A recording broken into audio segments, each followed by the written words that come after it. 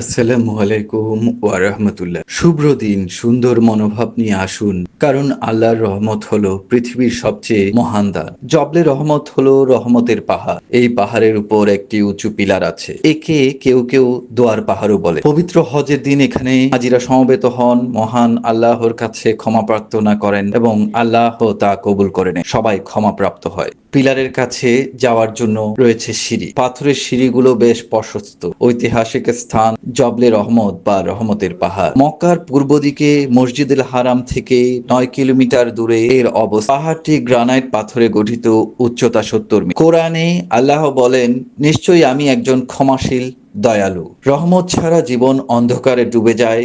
যারা আল্লাহর রহমত কামনা করে তারা স্বাচ্ছন্দ্য ও শান্তি লাভ করে। আসুন আল্লাহর কাছে প্রার্থনা করি, আমাদের উপর রহমত বর্ষিত করো, আমাদের অন্তরকে পবিত্র করো, আমাদের সব দোষ ক্ষমা করো, আমাদের উত্তম উপায়ে তৌফিক দান করো। ইতিহাসে আছে মানবতার নবী হযরত মুহাম্মদ সাল্লাল্লাহু আলাইহি ওয়াসাল্লাম এখানে দাঁড়িয়ে বিদায় হজের ভাষণ দিয়েছিলেন। জাবলে রহমতের এই স্থানে আদম আলাইহিস সালাম ও হাওয়া আলাইহিস সালামের সাক্ষাৎ হয়েছিল। জাবলে রহমত হলো রহমতের পাহাড়। আল্লাহ আমাদের এই ঐতিহাসিক নিদর্শনের কাছে যাওয়ার তৌফিক দান করুন, আমিন।